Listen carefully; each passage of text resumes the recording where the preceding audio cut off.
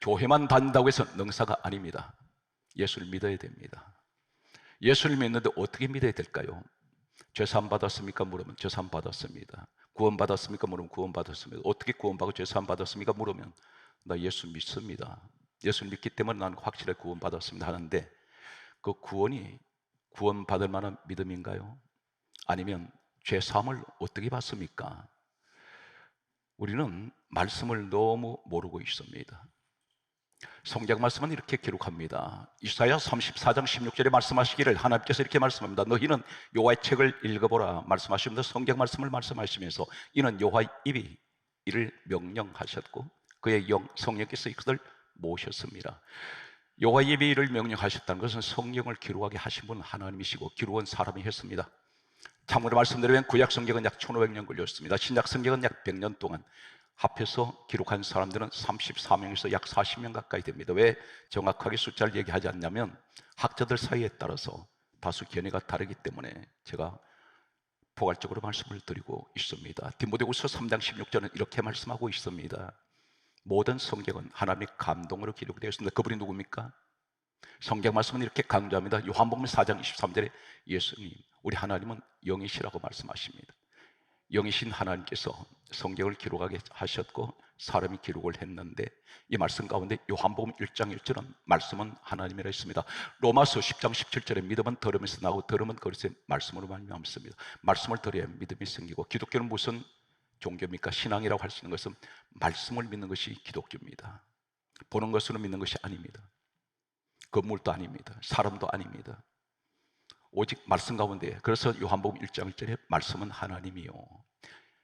요한복음 1장 14절에 예수님이 누구십니까? 말씀이 육신이 되어 우리 가운데 오신 분이 예수 그리스도이신데, 이분이 누굽니까? 빌립보서 2장 6절에 근본 하나님 본체 되신 분이 예수 그리스도입니다. 그분이 본래 하나님 본체십니다. 그분이 본래 말씀으로 계셨습니다.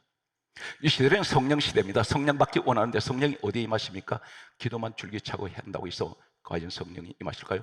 기도하시면 성령이 임하십니다. 그러나 성령께서 좋아하는 사람이 있습니다. 성령이 사모하는 사람이 있습니다. 성령이 직접 찾아가는 사람이 있는데, 사도행전 10장 44절에 성령께서는 말씀 듣는 사람에게 내려오십니다. 에베소서 6장 17절에 말씀합니다. 성령의 금 하나님 말씀을 가지라 말씀하셨습니다. 그런데 교회는 나오셔도 말씀이 전혀 관심이 없습니다. 옛말에 이런 말이 있습니다. 소귀의 경읽기란 말이 있습니다. 전혀 못 알아듣습니다. 왜 그럴까요? 성경 말씀은 시편 58편 4절에 보면 귀를 막은 귀머거리가 있습니다. 이 독사라 그랬습니다. 귀를 막은 귀머거리, 독사가 있는 이 독사, 뱀은 무엇을 말씀합니까? 성경에서 성경으로 보게 되면 계시록 12장 9절에 옛뱀, 곧 마귀라고 하고 사단이라고 하는 온천할 꾀하는 자, 사탄 마귀를 의미하고 있습니다. 귀를 막아버립니다. 왜 막습니까? 말씀을 못 듣게 막습니다. 성경 말씀 보게 되면 사도행전 7장 57절에 스데반이 말씀을 전할 때, 예수를 전할 때 사람들이 손으로 귀를 막아버립니다. 듣기 싫다고 말합니다. 이를 갑니다. 오늘 이 자리에도 말씀이 들리질 않습니다.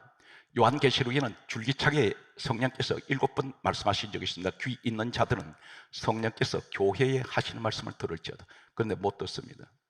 오늘 이 자리에 말씀을 들었는데 듣는 순간으로 끝나버립니다. 교회 문 나서는 순간 오늘 무슨 말씀을 들었는지 기억이 안 납니다. 왜 그럴까요? 요한복음 8장 47절에 말씀하시기를, 하나님께 속한 사람은 하나님의 말씀을 듣나니, 하나님께 속하지 아니기 때문에, 너 내 사람이 아니기 때문에, 다시 말해서 천국의 사람이 아니기 때문에 하나님의 말씀 듣기 싫어합니다. 말씀을 안 들으시면 어떻게 됩니까? 천지 우주 만물의 주인 되시는 하나님께서 사람을 지으실 때에 베드로전서 2장 8절에 말씀을 순종하지 않으면 다 넘어져 버립니다. 하나님 이렇게 정해 놓으셨다 있습니다. 말씀대로 살지 않으면 넘어지게 되어 있습니다. 사업도, 인생도, 가정도 다 무너지게 되어 있습니다.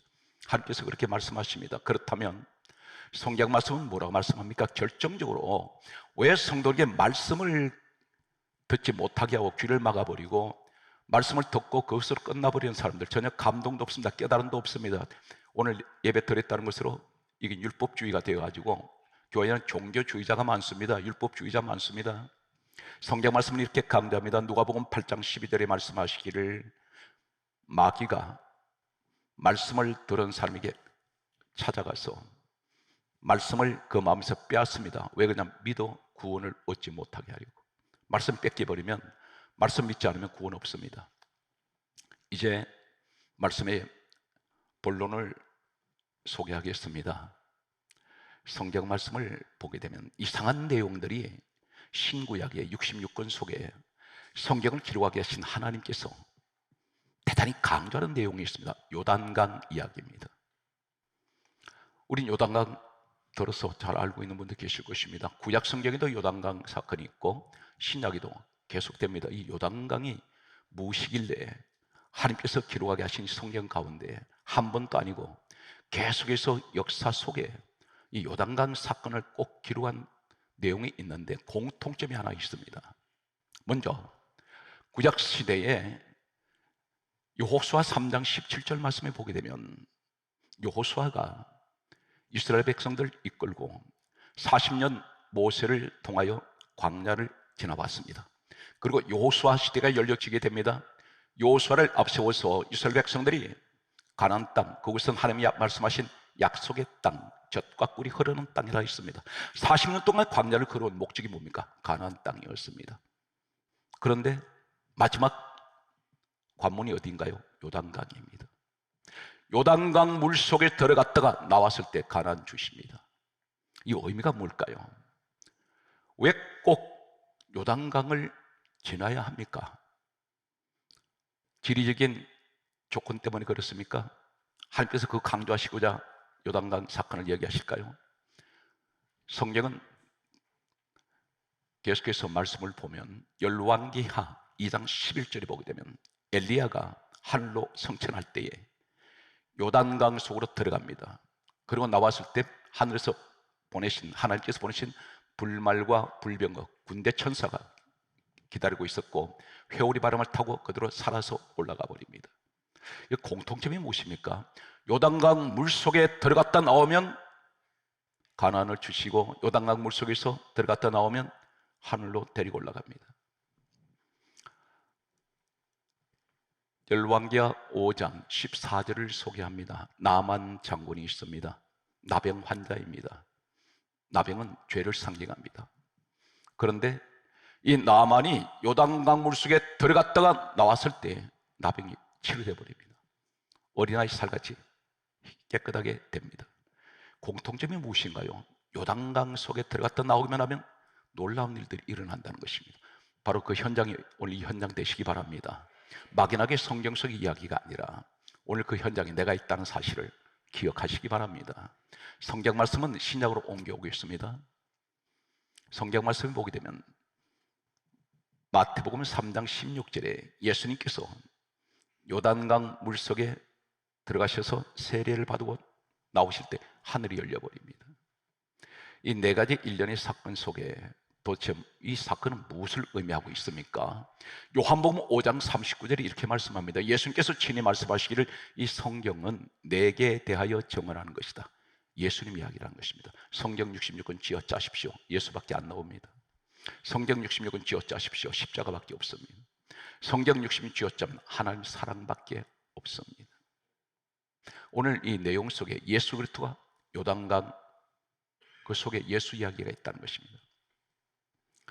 성경 말씀을 계속해서 소개합니다. 성경 말씀 보게 되면 마태복음 3장 6절에 이렇게 말씀합니다. 이 요단강이 어떤 것인가요? 전체적으로 흘러내리는 요단강 이 사건 속에 한 가지 공통점은 마태복음 3장 6절에 이렇게 말씀합니다. 자기들의 죄를 자복하고 요단강에서 세례를 받더라. 여기는 어떤 곳이 있습니까? 죄를 자복하는 곳입니다. 그것이 요단강이었습니다. 잠언 28장 13절 말씀을 소개합니다. 잠언 28장 13절에 보면 죄를 자복하고 버리는 자는 불쌍히 여김을 받으리라 그랬습니다. 죄를 자복하는 사람, 회개를 말씀합니다. 성경 말씀은 계속해서 보면 이렇게 기록합니다. 요한 1서 1장 9절 말씀에 보면 자기 죄를 위하여 자기 죄를 자백하면 성경이 대단히 중요한 말씀합니다.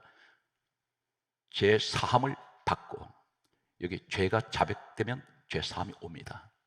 그리고 하시는 말씀이 모든 불의에서 깨끗하게 하실 것이요 모든 불의가 깨끗해집니다. 여기 전제가 뭡니까? 자백하라는 뭘 자백합니까? 죄를 자백하면 그러면 죄 사함이 온다는 것입니다. 성경 말씀은 이렇게 대단히 결론적인 말씀을 하고 계십니다. 그 내용이 어떤 것이냐면 마가복음 1장 4절을 보게 되면 따라서요, 요단강은 회개를 의미합니다. 요단강은 회개의 세례가 있는 곳이라 있습니다. 회개의 세례가 있는데 세례가 무엇일까요? 우리 물세례 다 받았습니다. 그런데 물세례의 의미가 어떤 것입니까? 회개하는 자리입니다. 그런데 회개 자리가 어느 자리인가요? 로마서 6장 4절을 보겠더니 예수와 합하여 내가 죽는 것이 세례라 그랬습니다. 이것이 진정한 요단강의 세례가, 회개는 나를 죽이는 것입니다. 오늘 사랑하는 성도들은 우리는 매일같이 줄기차게 기도 많이 합니다. 그런데 가장 인색한 기도가 무엇인지 아십니까? 본인들이 잘 알고 있습니다. 회개 기도입니다. 회개 기도 별로 하지 않습니다. 하나님이 가장 역설적으로 기뻐하는 기도가 어떤 기도인지 아십니까? 회개 기도입니다. 회개하면 불쌍하게 여깁니다. 그런데 이 요단강, 다시 말씀드려서 요단강 물속에 들어갔다는 것은 회개 세례를 의미하는데, 회개하는 자리로 내가 들어갔더니 가나안 땅 들어가던 이스라엘 민족이 마지막 들어간 자리가 요단강 물속에 들어간 것은 회개를 말합니다. 자신의 육을 죽이는 것을 말합니다. 그때 가나안 주십니다. 우리 많은 것을 요구합니다. 그런데 기도한다 해서 다 이루신 건 아닙니다. 야고보서 4장 2절에서 3절에 말씀하시기를 네가 기도한 것은 잘못 구했다. 그 잘못 구한 건 정욕적으로 구했다는 것입니다. 또한 네가 얻지 못하면 구하지 아니하며 너 기도 안 했기 때문에 하나님께서 정해놓으신 법이 그렇습니다. 달라고 하지 않으니까 못 주는데, 단 한 가지, 네가 구해도 잘못 구한 것은 정욕적으로 서리고 잘못 구했다는 겁니다.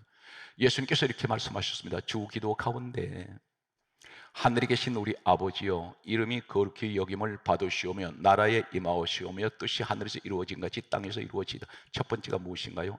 예수님이 기도를 우리가 흔히들 주기도문, 그러면 주문 외우듯이 하시는데 그 주문 아닙니다. 주문 외우듯이 외우라고 주신 것이 아니라 제자들이 물었습니다. 우리는 어떻게 기도해야 됩니까? 할 때 너희는 이렇게 기도하라 하셔서 기도 순서를 가르쳐 주신 것입니다.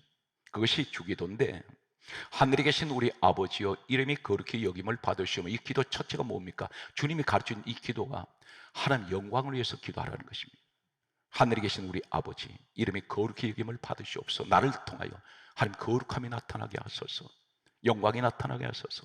그리고 두 번째가 뭡니까? 뜻이 하늘에서 이루어진 것이 땅에서 이루어져야 되는데 우린 거꾸로 기도하고 있다는 겁니다. 하나님 뜻을 여쭤봤습니까? 아니지 않습니까? 내 입에서 나오는 대로 내 욕심대로 구한다는 것입니다. 그러니까 기도 응답이 안 됐을 때 스스로 시험 들어버립니다. 왜 응답 안 됩니까? 심지어 교회를 박차고 나가버립니다. 얼마나 잘못된 샤머니즘의 기도입니까? 이게 기복신앙입니다. 중요한 것은 내가 어떤 기도 제목을 가지고 기도를 했을 때 마지막 기도가 어떻게 기도를 마무리해야 됩니까? 하나님, 혹 제가 구한 것이 이것이 정욕적으로 구한 것이고 내 육신적으로 욕심 때문에 구한 것이라면 아버지 뜻대로 이루어지게 하옵소서. 이것이 진정한 기도인 줄로 저는 생각이 됩니다. 할렐루야. 성경 말씀은 우리에게 말씀합니다. 예수님께서 한 가지 흐름이 있습니다. 세례 요한이 요단강에서 세례를 줄 때에 첫 마디, 예수님의 첫 마디, 공생의 사역 30세에 사역하실 때 첫 하신 말씀이 있고, 제자들이 밖에 나가서 전파를 할 때, 복음 전할 때 첫 마디가 있습니다. 놀라운, 우린 여기 무관심하고 있다는 사실입니다. 그러니까 전부가 교회 나와도 내 욕심을 채우려고 교회에 나와 앉아 있습니다. 예배를 드릴 때 혹 사는 손들은 하나님 중심입니까? 나 중심입니까? 냉정하게 생각하십시오. 그 예배 하나님 받으셨는지 안 받은지 가장 중요합니다. 피곤한 중에 왔는데, 정말 나는 열심히 믿는다고 믿었는데 예배를 드리면서 자기 우상화가 되어 있지 않습니까? 예배는 전부 하나님 영광 돌리는 겁니다. 그런데 내 기분에 맞추고 있지 않습니까? 내 조건에 맞추고 있지 않습니까? 기도하실 때 전부 다 나 자기 중심. 내가 알고 봤더니 내가 하나님 자리에 앉아있더라는 것입니다. 성경 말씀은 이렇게 강조합니다. 마태복음 3장 2절에 세례 요한이 이렇게 말합니다. 회개하라, 천국이 가까웠나니라. 마태복음 4장 17절에 예수님께서 이렇게 첫 하신 말씀이 회개하라, 천국이 가까웠나니라. 제자들이 마가복음 6장 12절에 처음 복음 전할 때 첫 마디가 뭡니까? 회개하라, 천국이 가까웠느라. 세례 요한도 예수님도 제자들도 첫 마디가 청결같이 회개하라, 천국이 가까웠느니라. 성경 말씀은 이렇게 우리에게 말씀하고 있습니다. 누가복음 5장 32절을 보면 예수님이 이렇게 말씀하세요. 나는 죄인을 불러 회개시키러 왔노라. 회개시키러 오셨다는데 오늘 회개하지 않지 않습니까? 성경 말씀은 이렇게 강조합니다. 누가복음 13장 3절에 다음 같은 말씀을 말씀합니다. 회개하지 않으면 다 망하리라. 예수님이 그러셨어요. 회개 안 하는 사람 다 망한다. 그럼 회개하는 사람과 회개하지 않는 사람 어떤 사람인가요? 은혜의 사람은 회개를 압니다. 은혜 받지 못한 사람은 자기가 죄인인 걸 몰라요. 세상 사람한테 물어보십시오. 당신 죄인입니다. 내가 왜 죄인이냐고 말합니다. 우리가 회개가 없는 기도는 어떤 것입니까? 미신앙 생활은 마치 거울을 보지 않고 살아가는 사람과 똑같습니다. 회개가 없는 사람은 거울을 보지 않고 살아가는 사람입니다. 거울을 보는 것은 어떤 것입니까? 내 모습을 내가 스스로 못 보니까 거울을 통해서 나를 보고 있습니다. 회개라는 것이 그렇습니다. 은혜가 깊어질수록 저는 개인적으로 고백합니다. 과거에 교회가 성장할 때 더 크게, 더 넓게, 더 거창하게, 더 유명하게 그 급이었습니다. 미친 듯이 달렸습니다. 한 번도 성지순례 가본 적도 없고 휴가 가본 적도 없고 밤낮없이 목회에 몰두했습니다. 그런데 지나가 봤더니 이것이 정욕적이었다는 것입니다. 하나님은 큰 걸 기뻐하지 않습니다. 회개한 자를 기뻐하셨습니다. 신앙이 조금 깊어지고 조금 목회 철이 드니까 나는 한없이 작아지고 우리 예수님은 크게 보이세요. 이것이 지금 현재 저희 목회 결론이었습니다. 유명해지는 것 아무 의미 없습니다. 돈 많이 가지는 것 의미 없습니다. 한 달에 사람들은 깜짝 놀랍니다. 그 자랑은 아니에요. 교회에서 400만 원 사례비 받는 거. 처음에는 교회 세워질 때 몇 년 동안 받지도 않았습니다. 성도들이 헌금을 가지고 제가 사례비 받는다는 건 너무너무 양심이 가축도 되고 죄스러웠습니다. 최소한의 무엇인가는 그도 걸쳐놔야 되니까 사모한테 주면 헌금으로 거의 절반 이상 다 드리게 됩니다. 그렇게 하지 않아도 하나님께서 다 목에 살려주시고 지금까지 지켜주셨습니다. 작은 자 되십시오. 거창한 자 되지 마십시오. 하나님 기뻐하지 않습니다. 능력은 내가 행하는 것이 아니라 우리 하나님이 하시는 겁니다. 성경 말씀은 회개 7가지 축복이 있습니다. 오늘 축복을 받으시기 바랍니다. 하나님 복은 달라고 해서 주시는 것이 아니라 받을 만한 그릇이 되어야 됩니다. 예를 듭니다. 솔로몬이 부귀영화 달라 했습니까? 한 적 없습니다. 이 사람 1000번째 예배를 드렸습니다. 철없는 그 나이에 왕이 되자마자 아버지 다윗은 세상 떠나버리고 전부 이복 형제들은 정적들입니다. 이 솔로몬을 끌어내리기 위해서 사방의 사람들이 둘러싸고 있을 때에 이 사람이 가장 먼저 한 것이 하나님 앞에 1000번째 제사를 드리기 시작합니다. 그때 하나님께서 기뻐하시면서 솔로몬에게 다음과 같이 말씀합니다. 내가 너에게 무엇을 줄고 물으셨습니다. 예배입니다. 그때에 솔로몬이 하는 말이 종은 작은 아이라 출입할 줄 모릅니다. 그러면서 하는 말이 내게 지혜를 주십시오. 그랬더니 이것이 하나님 마음에 맞는지라 그렇게 말씀합니다. 그러면서 하시는 말씀이 뭐라고 말씀하시냐면 네가 구하지 아니한 것도 너에게 주리니 너와 부귀 영화도 너에게 주리라. 역대의 수많은 왕 가운데서 솔로몬같이 부귀 영화를 많이 누린 사람이 없습니다. 얼마나 금은덩어리가 많았는지 길거리 돌멩이보다도 흔했다고 합니다. 오늘 사랑하는 성도들은 무엇을 달라기 전에 내가 하나님 앞에 바로 설 수 있는 회개하는 사람이 되시기를 간절하게 소망합니다. 죄사함이 어디서 옵니까? 소개하겠습니다. 7가지 회개 축복이 오는데 첫 번째가 마태복음 4장 17절에 예수님 말씀하셨습니다. 회개하라, 천국이 가까웠느니라. 회개하는 사람에게 천국은 가까이 오고 있습니다. 회개하는 사람에게 천국을 주십니다. 두 번째가 누가복음 24장 47절에 그게 따르시겠습니까? 죄 사함을 받는 회개. 회개하면 죄 사함이 옵니다. 우리 무조건 죄 사함 받았다고 말하면 안 됩니다. 회개가 없는 죄 사함은 없습니다. 그럼 죄 사함은 어떤 것입니까? 에베소서 1장 7절에 예수의 피가 우리를 모든 죄에서 깨끗하게 하십니다. 회개하면 예수 피로 모든 죄가 깨끗해져 버립니다. 이 사실을 믿으시기 바랍니다. 세 번째가 사도행전 2장 38절에 다음과 같이 말씀합니다. 너희가 회개하여 각각 예수 그리스도 이름으로 세례를 받고 죄 사함을 받으라. 그리하면 성령을 선물로 받으리니. 여기 첫 번째가 뭡니까? 회개하면 죄 사함이 오고 죄 사함 받으면 성령이 내게 임합니다. 이거 전제가 어디 있습니까? 회개부터 들어가십시오. 여기서 말씀을 잠깐 소개합니다. 내 가정에 나는 잘못한 것 없는데 예를 들면 남편이 잘못해서 이 지경이 되었어. 남편에게 그것을 공격을 하고 책임 전가하기 전에 그 공격하는 그 아내가 예수 믿는 사람이라면 내가 기도가 부족했다는 것을 스스로 자인하시기 바랍니다. 내가 저 남편을 위해서 기도가 부족했고 다 내가 믿음이 약했기 때문에 오늘 우리 가정에 이런 시험이 왔구나.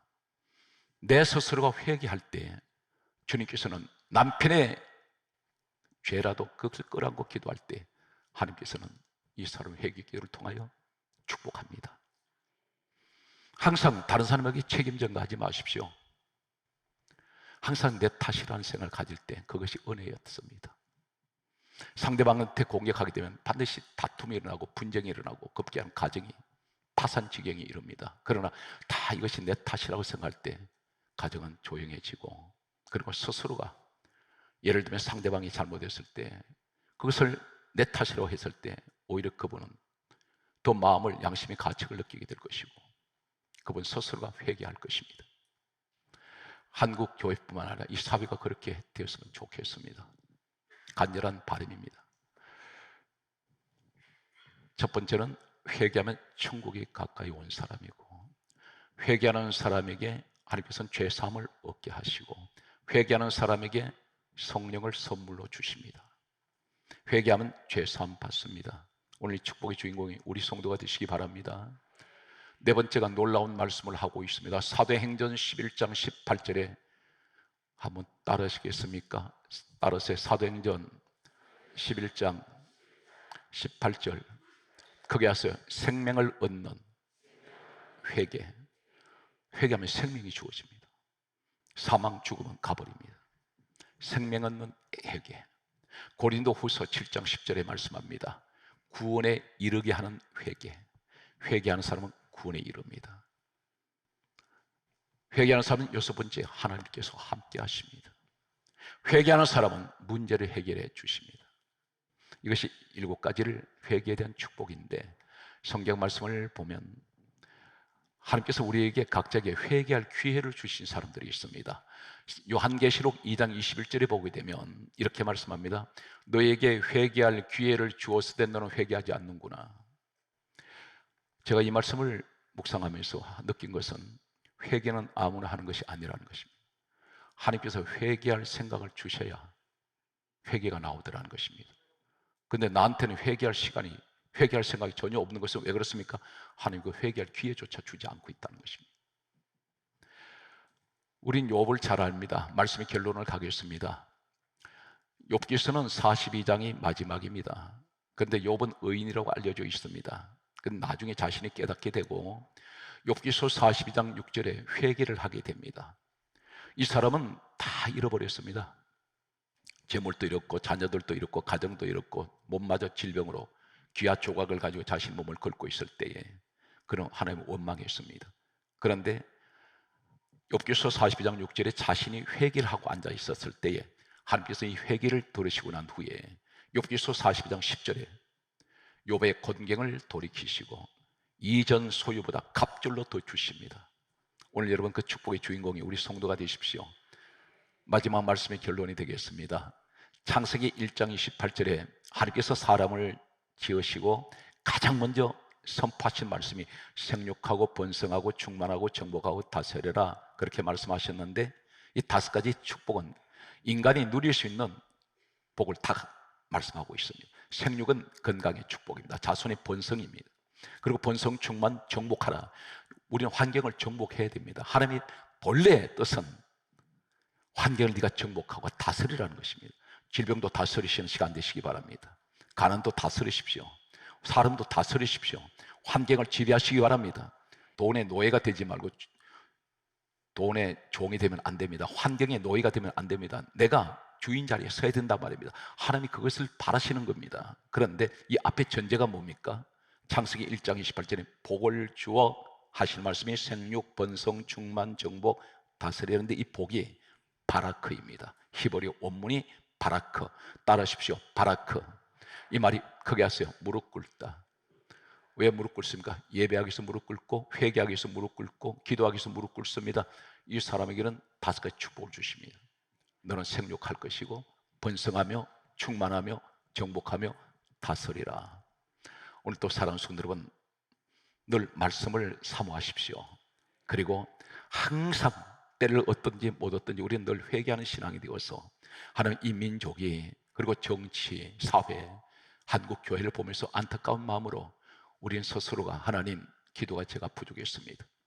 이 죄를 용서해 주옵소서. 한국 교회를 용서하시고 이 민족을 용서해 주십시오. 그리고 우상 숭배했던 죄 하나님 앞에 회개하는 우리 성도가 되셔서 가장 아름다운 나라, 가장 번성하고 부흥하는 한국 교회, 그리고 여러분 가정이 되시기를 주 예수로 축복합니다.